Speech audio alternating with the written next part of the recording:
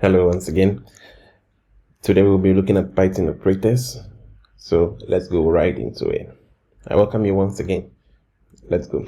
So when we talk about Python operators are those mathematical operations that are used for performing operations on variables and values in Python. So when we talk about these operators in Python, we are talking of symbols like the plus sign, the minus sign. We have comparison sign, equates. We are talking of greater than, less than. We are talking of modulos. Modulo is this sign is called modulo. We are talking of the divide sign. We are talking of the floor division sign. And there are a lot more. We have the end sign. We have the or sign. There are a lot of these operators in Python. So going forward, you'll have to read a little bit about them. But basically, these operators, right, are used for arithmetic operations. They are used for assignment operations, comparison operations, logical operations, and identity operations.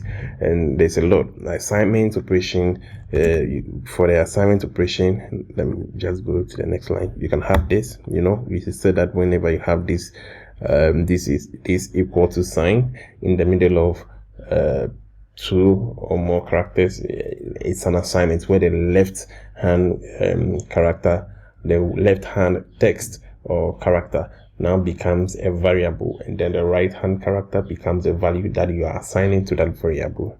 So basically, that is all you have to know about operators. They are just used for just used to perform operations on variables and values. What are these operations? These operations may involve arithmetic, and they may involve making assignments in relation to values in the variables.